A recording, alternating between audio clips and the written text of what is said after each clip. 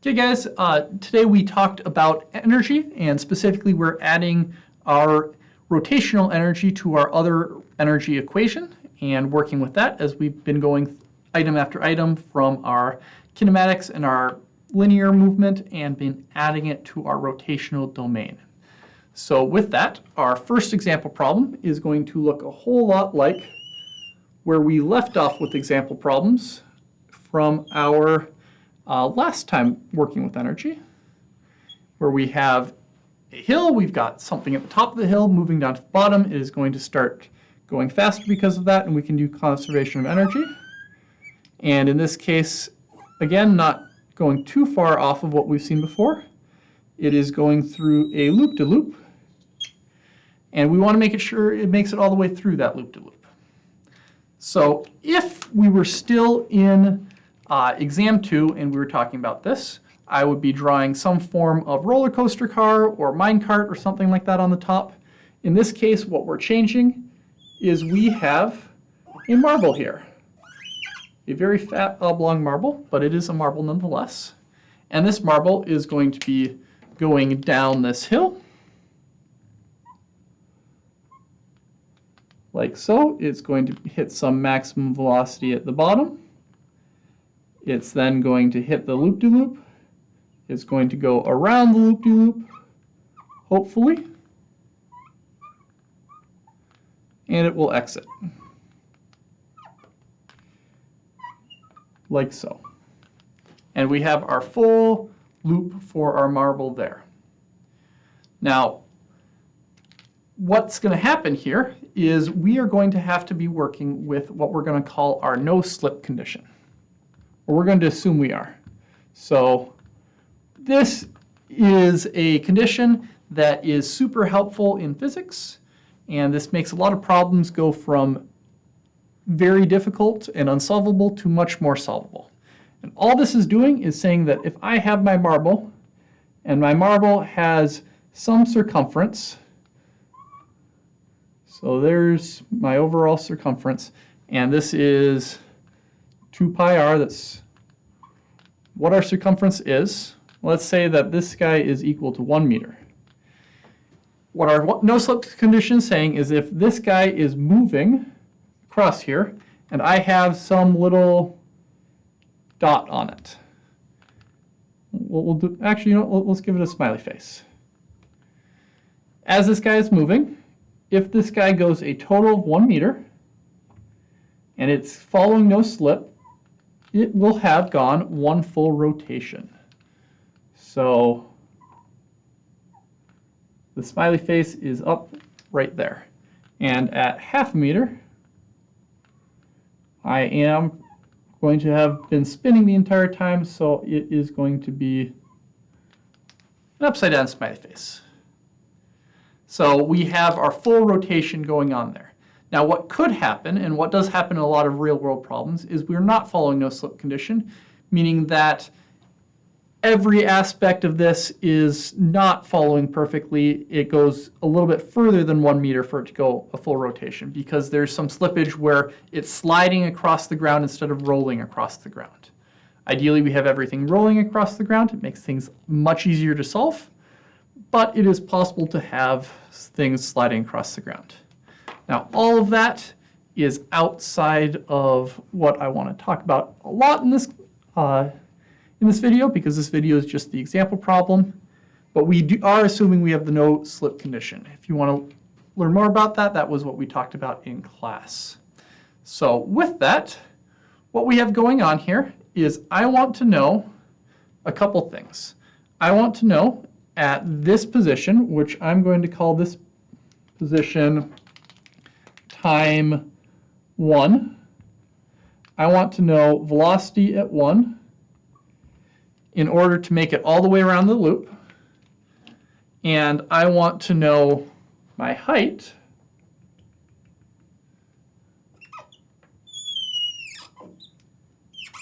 at time 0. So this guy is going to be time 0 in order to make it all the way through. And what we're going to assume is our velocity at time 0 is 0. We're not moving yet. which is our common thing. That's what we did with our carts too. So we're not moving till we start going down that hill. Now, what I want these numbers for is I want them set up so that I am making it all the way around this loop-de-loop. Because if I'm not going fast enough through this loop-de-loop, what's going to happen is my marble is going to go up a ways, and it's going to fall off the track early, like so. I want it to make it all the way around, and for that, I need to be worried about how fast it needs to be going at minimum velocities that makes it around here. So with this, I'm going to consider condition 2, which is going to be the top of my loop-de-loop, and make sure that velocity 2 is going to be large enough that I can make it around the entire loop without failing. And in order to solve this problem, I'm going to need some numbers. I'm told that the overall diameter of this circle is 1 meter. I'm going to need the radius, so I'm going to say that the radius is going to be 1/2 meter. I'm going to need information on the marble. I'm told that the marble has a mass of 0.003 kilograms. And you're going to I think that I'm going to need a radius. We'll actually figure out that we don't really need this. And that radius for the marble is 0.0065 meters. And I believe that is everything that I need in order to solve this problem. So this is one where we're going to need to work backwards. We don't have this initial height. We're going to need to work all the way back to that height. So we're going to start with our end point here, our V2. Now this guy hopefully used to look like something that you would have no idea how to solve, but this is from something earlier in the unit. What we're going to do is we're going to draw a free body diagram. At the top, we're going to say that at the top we have a mass times gravity acting down, and then at the top we also potentially have, from the track, we have some normal force acting down, making sure that it doesn't shoot up through the track. And with this, we have a positive centripetal direction acting down, pointing towards the center, which means that I can go ahead and I can use my sum of forces in the centripetal direction. And let's make sure I'm not way of anything. Sum of forces in centripetal is going to be mass times acceleration centripetal. Okay, well, I want this velocity too. I want to figure out what that has to be. So I'll use the version of this equation that uses velocity. So mass times velocity 2 squared over the radius. And this is the radius of rotation. So I've got two radiuses that I've given you here. I want this radius because I'm talking about rotating around the loop, not the ball spinning. So that is going to be 0.5. And my force is centripetal. I am going to have a normal force, and I am going to have a gravitational force. So that is going to be mv2 squared over r. Great.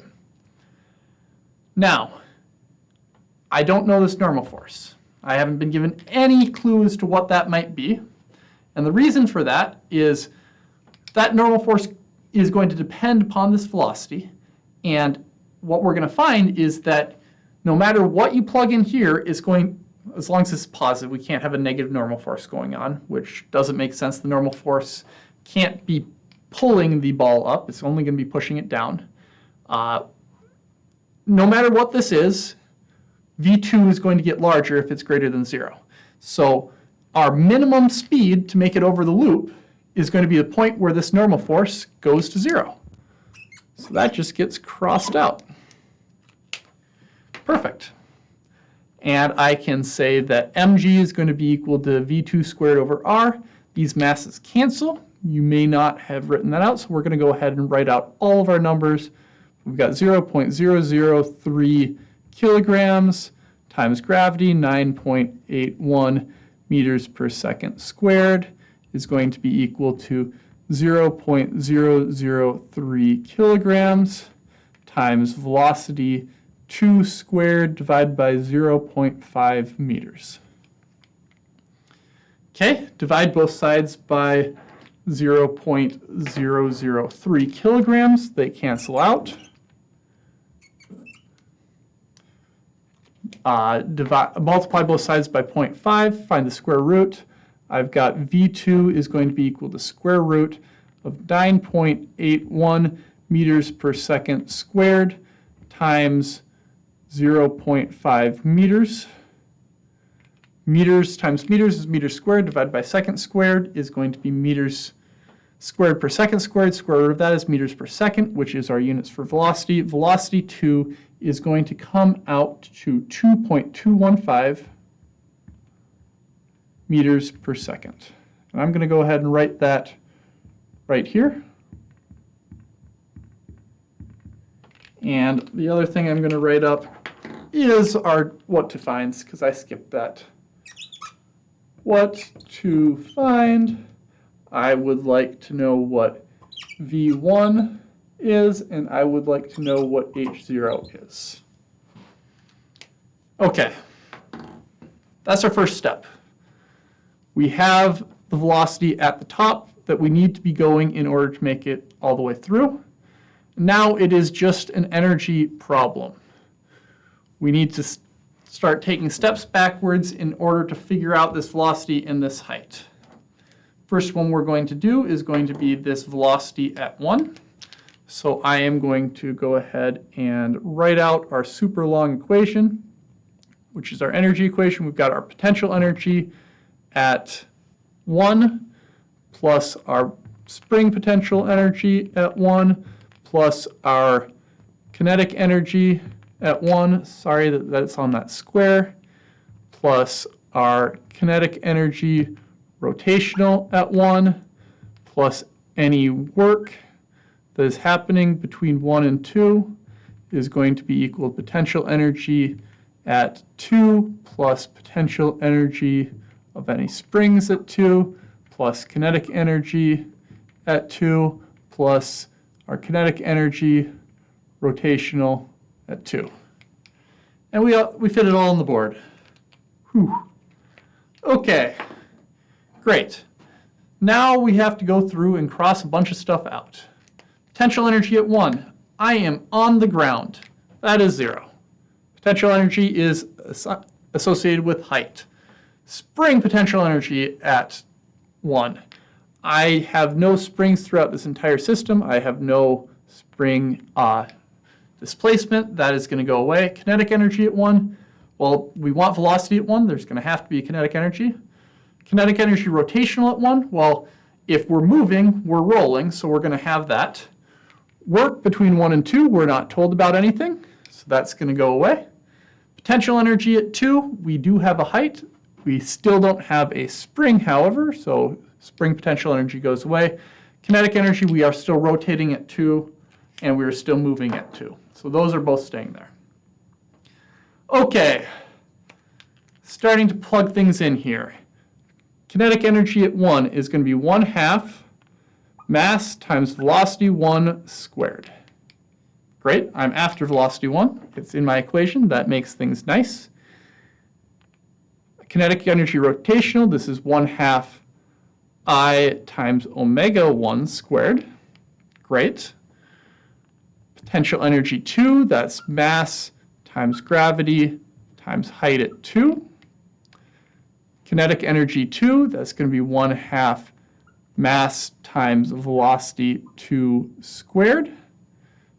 Rotational kinetic energy is going to be 1/2 I omega 2 squared. Okay.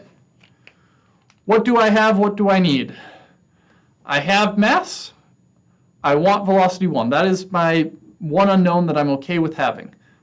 I don't have my moment of inertia. I'm going to have to solve for that. I don't have my rotational velocity at 1. I'm going to have to solve for that. I have my mass. I have gravity. I have height at 2. That's just the overall height of my loop-de-loop. I have my mass. I have velocity at 2. That's what we wrote down right there. I want my moment of inertia. I don't have that yet. I'm going to need to find that and plug it in here. And I'm going to need to find and plug in my omega. Okay, Well, let's see what we can't do with this. We'll go left to right. We get to my moment of inertia that I need. Moment of inertia, I'm now talking about movement of this marble and how it's rolling. So I need to be looking at my moment of inertia for my marble, which is a sphere, which I believe the equation is 2/5 mr squared. I have mass, I have radius. If I plug that up there, that's going to work great for me.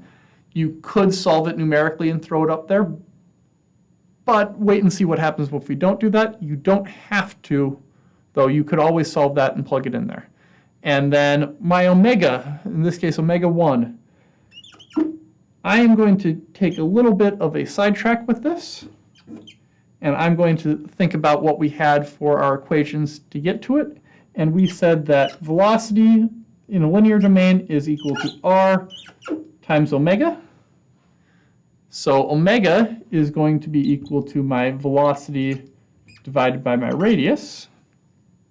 And in this case, it's velocity 1 because I wrote omega 1, which again, I can plug into there. I want velocity 1. If I do the same thing with omega 2, I have velocity 2, and I have radius. So I'm going to start plugging things in up top here. I have 1/2. I have my mass. I want velocity 1 squared. I have 1/2. I now have this I to plug in. So this is 2/5 mr squared. Omega 1 is going to be v1 over r. That whole thing squared, I'm just going to write it as v1 squared over r squared. And you may see that why, otherwise we'll see that in a minute. I've got mass times gravity times my height at 2.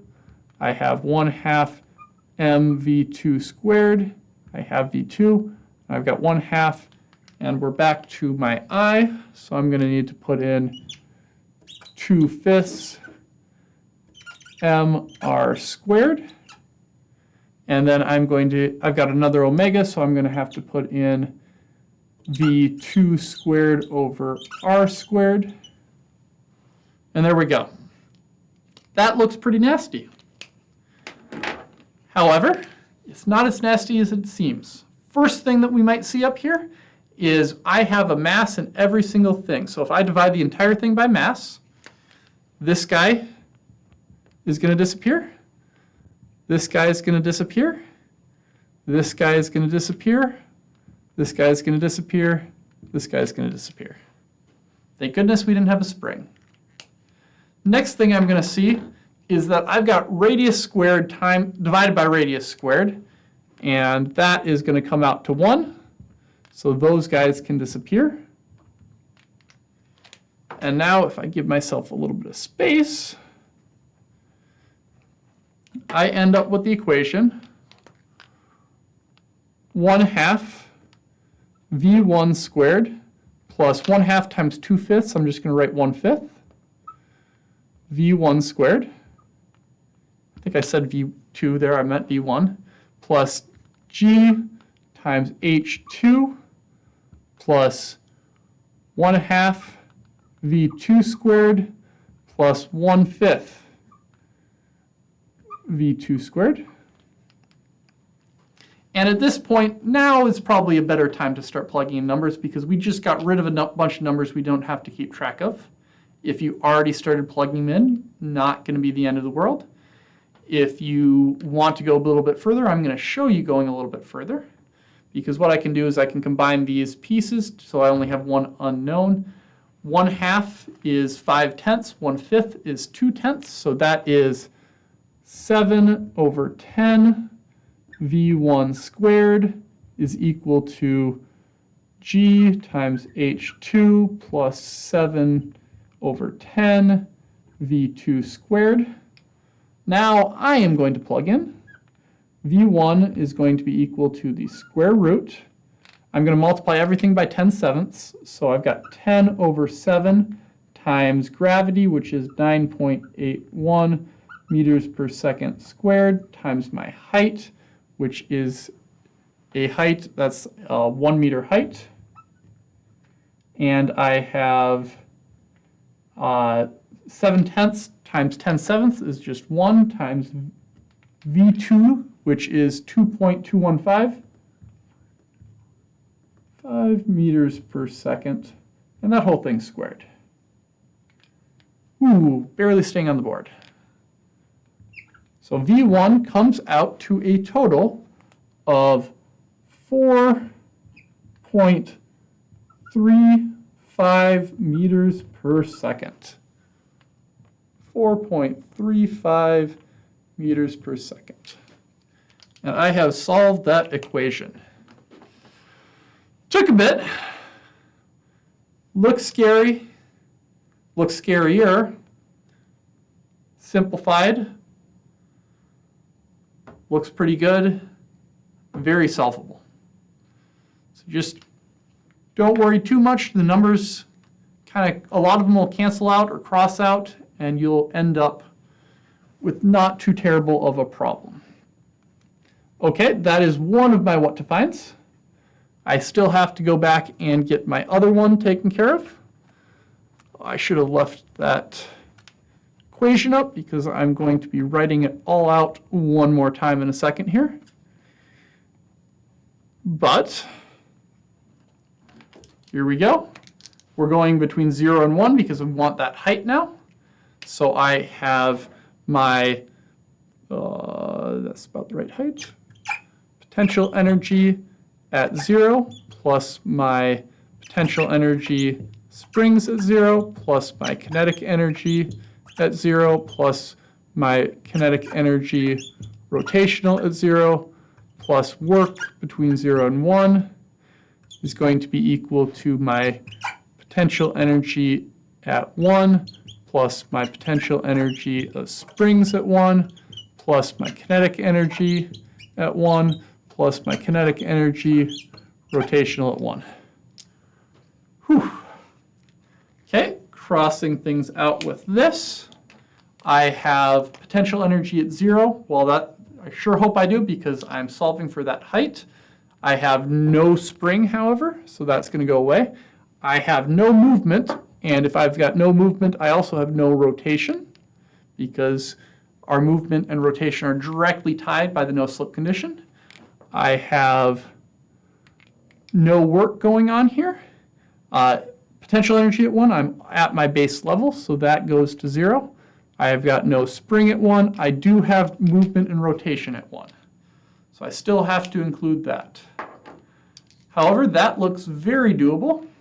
So I can go ahead and start plugging in for that. I've got mass times gravity times my height at 0 is going to be, that's potential energy 0, is going to be kinetic energy 1, so 1/2 mv1 squared plus 1/2 I omega 1 squared.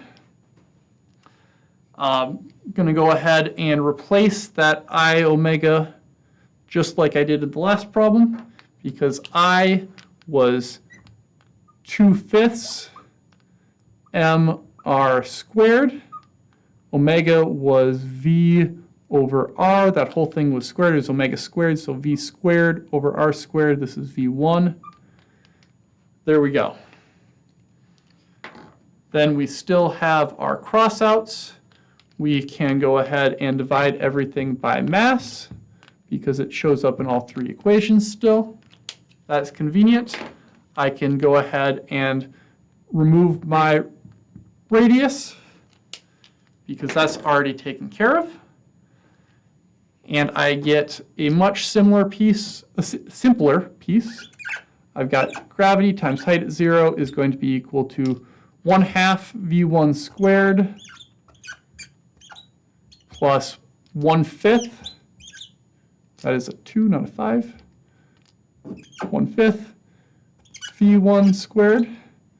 1/2 plus 1/5 is 7/10 v1 squared. So height at 0 is going to be equal to 7 over 10 times v1 squared. All that divided by my gravitational constant. That will give me my height.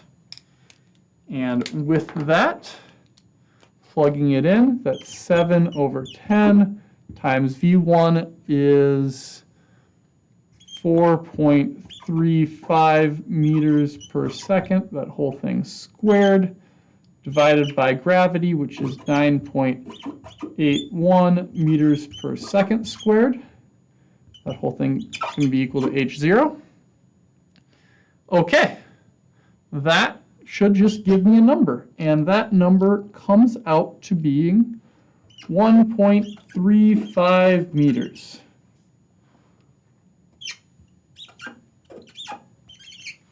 And that is the height that I need this marble to start at in order to make it all the way around the loop-de-loop.